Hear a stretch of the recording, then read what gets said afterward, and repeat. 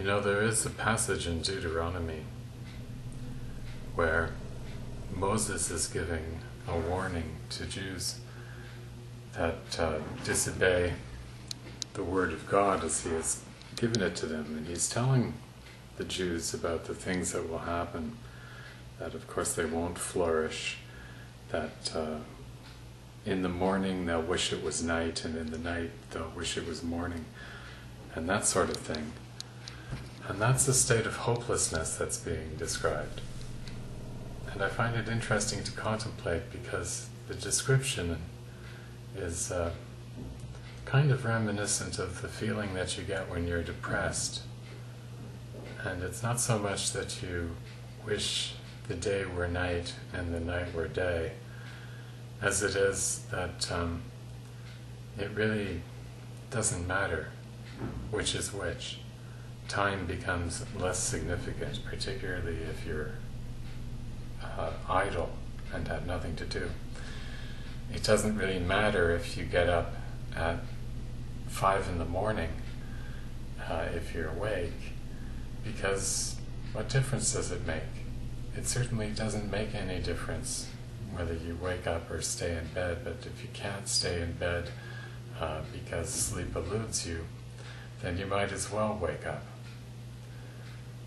All of these things that are described as being conditions of despair that will be visited upon the Jews if they disobey their God, are really the kind of things that are visited upon people in depression when they experience that sense of hopelessness.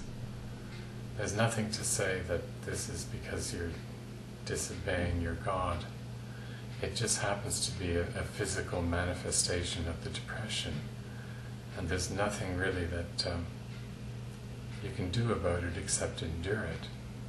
The thing that does make it unendurable is that there's no boundary, there's no delineation to the thing. You really don't know when you're going to once again have a normal mood state, so you become a prisoner to the depression, and it doesn't seem to have any end point. And that's one of the things that more than anything makes life seem less worth living, or indeed it makes life seem hopeless, is that there's nothing to be hopeful for. You've got no definition of hopefulness that's available to you. The only thing that you can say with certainty is that you're in a mood state where there is no possibility to have ordinary pleasure, and because of that, it may make the suffering that you're going through harder to take.